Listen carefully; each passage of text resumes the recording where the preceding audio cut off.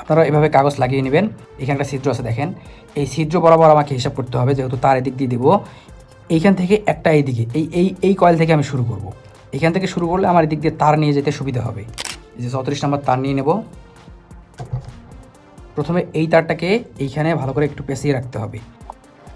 যেহেতু আমি এইখান থেকে শুরু করব, এইখানে ঘড়ির কাঁটার দিকে আমি ঘোরাবো, অর্থাৎ এই যে এই দিক থেকে শুরু করে এই যে এই দিক দিয়ে নিয়ে আসবো, আবার এই দিক থেকে শুরু করে এই দিক দিয়ে নিয়ে আসবো।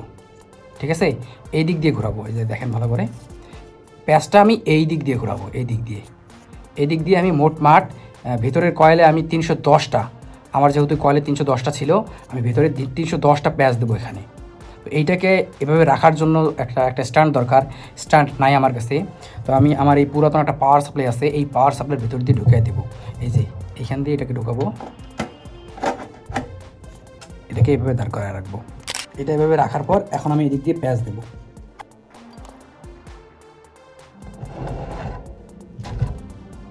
দেখেন আমি এদিকে 310টা প্যাচ দিয়ে নিছি। এখন এই দিকের যে কয়েলটা আছে, এই কয়েলটা এদিকে প্যাচ দেবো না, এই কয়েলটা এই উল্টা দিকে প্যাচ দিতে হবে, ঘড়ির কাঁটার উল্টা দিকে। আগেরটা আমি প্যাচ দিচ্ছি এদিক থেকে 310টা প্যাচ, এখন এই প্যাচটা হবে এই দিক দিয়ে 310টা প্যাচ।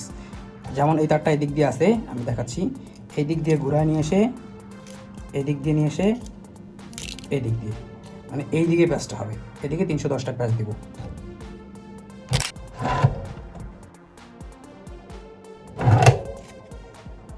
এদিকেও আমি 310টা প্যাচ দিয়ে নিলাম।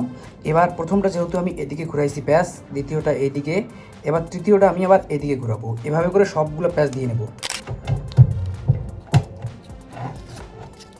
তাহলে 3 নম্বর কয়েলটা আমি এদিক দিয়ে প্যাচ দেবো, অর্থাৎ প্রথমটা এদিকে দিছি, দ্বিতীয়টা এদিকে উল্টা দিক, তারপর আবার এটা এই দিক, এভাবে করে সবগুলো দিব।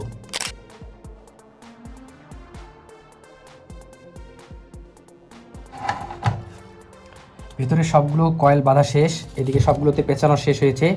এবার তার আমি এখানে একটু বাড়তি রেখে কেটে দিব, এই এতটুকু বাড়তি রেখে কেটে দিব। এই যে দেখেন, এই যে এই পর্যন্ত কয়েলটা আসছে, এইটা হচ্ছে লাস্ট কয়েল। এই কয়েলের তারটাও আমি এখানে এভাবে পেঁচিয়ে রাখবো, পেঁচিয়ে রাখলাম। এবার এখানে কিছু কাজ আছে। এখানে যে পেপারগুলো আছে, ইনসুলেটিং পেপার, এই পেপারগুলোর মাঝ বরাবর কাটতে হবে, এইভাবে কাটতে হবে। সবগুলো কেটে নেব।